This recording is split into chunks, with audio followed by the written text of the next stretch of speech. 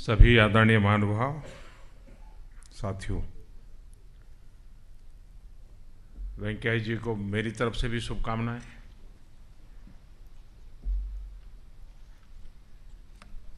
काफ़ी कुछ कहा गया है वेंकैया जी के लिए, इसलिए मैं कुछ नया जोड़ना नहीं चाहता हूं।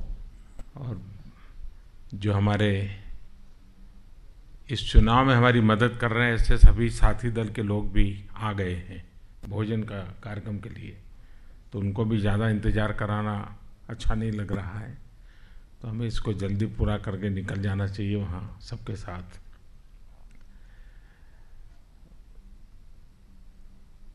मैं इस कालखंड की तरफ आपका ध्यान आकर्षित करता हूँ। 2017 से 2022 राष्ट्रपति और उपराष्ट्रपति का ये नया कालखंड है, लेकिन राष्ट्र जीवन का एक बड़ा महत्वपूर्ण कालखंड है।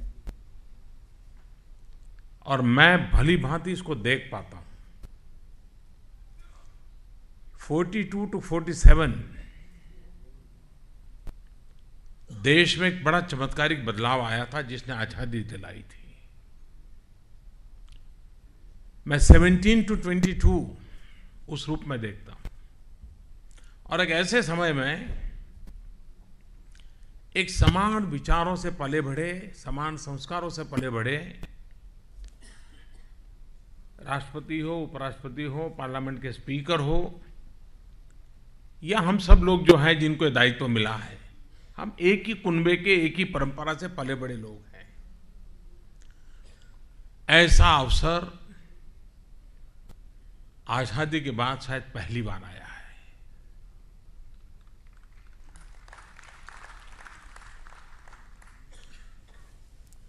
कांग्रेस पार्टी हमेशा एक मिली-जुली व्यवस्था ही चली है, मिली है। हर कुनबे के लोगों का एक अम्ब्रेला के रूप में उसका काम रहा है। हम लोगों का रूप अलग है और इसलिए संभावना बहुत है कि हम बहुत कुछ देश को दे पाएंगे इस नेक्स्ट 5 ईयर में।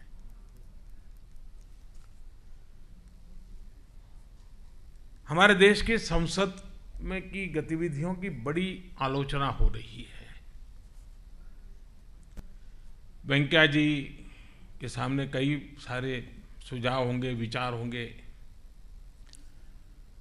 लेकिन हम लोगों का एक दायित्व बनता है, जब 30 साल के बाद पूर्ण बहुमत से हम आए हैं, तब हम सब मिलकर के संसद की गरिमा को कैसे ऊपर उठाएं। ये बहुत देश के लोकतंत्र के लिए आवश्यक है। संसद की सुप्रीमेसी इतना नहीं, वो तो कानूनन व्यवस्था, संवैधानिक व्यवस्था है, लेकिन उसकी गरिमा कैसे ऊपर उठे। और उसमें भी अपर हाउस सच्चे अर्थ में संविधान सभा में जो चर्चाएं हुई है, अपर हाउस की जो कल्पना हुई है, लेटर एंड स्पिरिट में वो अपर हाउस कैसा हो हमारे देश का, वहां की चर्चा का स्तर क्या हो, वहां के लोगों का व्यवहार क्या हो, 125 करोड़ देशवासियों को ये अपर हाउस किस प्रकार से गाइड करे। संकट के समय देश को निकालने के लिए सबसे पहले राजनीतिक मतभेदों से ऊपर उठ करके देश का मार्गदर्शन करने का काम करने की कोई एक उत्तम जगह है तो हमारा अपर हाउस है। ये गरिमा फिर से पुनः प्रस्थापित कैसे हो, ये हम सबके सामने जिम्मेवारी भी है, चुनौती भी है। हमारा सद्भाग्य है कि वेंकैया जी जैसा नेतृत्व हमें वहां मिलने वाला है। और अगर हम सचमुच में मीटिंग ऑफ द माइंड के साथ, क्लियर विजन के साथ, कमिटमेंट के साथ इस काम को करना है, ये तय कर लें, आप देश को कितना बड़ा एक ऐसी इंस्टीट्यूशन जिससे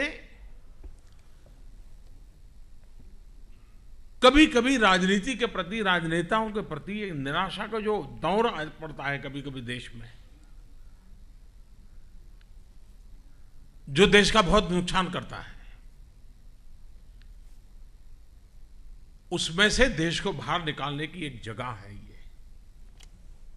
और इसलिए मैं एजेंडा सेट नहीं कर रहा हूं कि वेंकैया जी को क्या करना है, लेकिन मैं देख रहा हूं कि दायित्व तो बहुत बड़ा है। लेकिन ये सफलता तब संभव होती है कि जिस प्रकार से हम कल बैलेट पेपर में एक खड़ी लाइन करेंगे, हम उसी मिजाज से उनके साथ 5 साल खड़े रहेंगे तो ये संभव होगा। यानी कल होने वाली लकीर वो सिर्फ कागजी लकीर नहीं है, कल होने वाली लकीर हमारे भीतर का एक संकल्प होगा कि हम वेंकैया के साथ ऐसे ही डट करके खड़े रहेंगे जैसे कि कल मतपत्र के अंदर लकीर करेंगे। ये अगर भाव लेकर के हम इस चुनाव में देश के एक बहुत बड़े दायित्व के लिए हम आगे बढ़ रहे हैं, इसको हम न भूलें। हम सिर्फ ये न सोचे, कभी कभी क्या होता है ये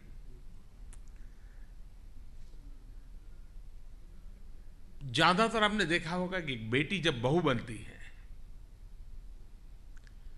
24 घंटे पहले उसका बोलना, चालना, बैठना, उठना एक बेटी की तरह अलग होता है। लेकिन 24 घंटे के बाद जैसे ही वो बहू बन जाती है, ससुराल जाती है, उसके पूरे व्यवहार में पता नहीं कुदरत उसको क्या ताकत देती है, एकदम से बड़ा बदलाव महसूस होता है। एक नई जिम्मेवारी के साथ हम लोग कभी संगठन में काम किए होंगे, आंदोलन किए होंगे, नारेबाजी की होगी, पुतले जलाए होंगे, लेकिन भूल जाते हैं कि अब वो नहीं रहा, कुछ और हो गए हैं। एक बेटी बहू बनने से जो बदलाव भीतर फील करती है, हम भी एक ऐसे जनप्रतिनिधि हैं, हमारे भीतर ये चीजें इवॉल्व होनी चाहिए। हम दल के होंगे, इलाके के होंगे, लेकिन हम देश के भी हैं। ये भाव निरंतर आवश्यक होता है लोकतंत्र में। और मैं तो देख रहा हूं कि वेंकैया जी में इतना जल्दी बदलाव आया कि मुझे बीच में कहना पड़ा कि भाई आप जैसे वेंकैया थे वैसे तो अब दिखो।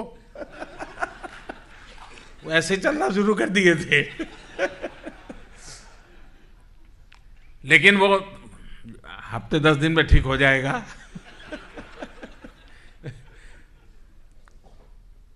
लेकिन हमारा क्या दायित्व है, ये हमारे बीच के रहे हैं। पहले हम लोगों उनके साथ बात करने का जो तरीका रहा होगा, जो भी रहा होगा, लेकिन अब जो उनका पद आने वाला है, उस पद की गरिमा को बरकरार रखना, ये हम लोगों का ज्यादा दायित्व बनता है। हम उस मिजाज में न रहे कि अरे वेंकैया तो अपना है, पहले तो यार मैं उसके साथ टेबल पे खाना खा लेता था, चाय पी लेता था। जी नहीं, वो हमारे होने वाले उपराष्ट्रपति हैं, संवैधानिक पद के गरिमा पर बैठे हैं। हमारा वो आज वो कल तक वो मेरे साथ, मैं प्रधानमंत्री था, वो मेरे साथ में एक मंत्री थे। किसी समय वो अध्यक्ष हुआ करते थे, मैं मंत्री हुआ करता था।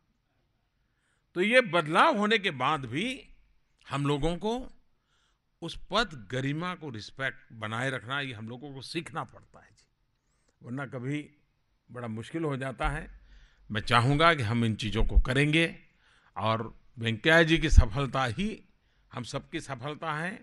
देश की संसदीय व्यवस्था की गरिमा बढ़ाना समय की मांग है जी। बहुत बड़ी निराशा हो जाएगी देश को।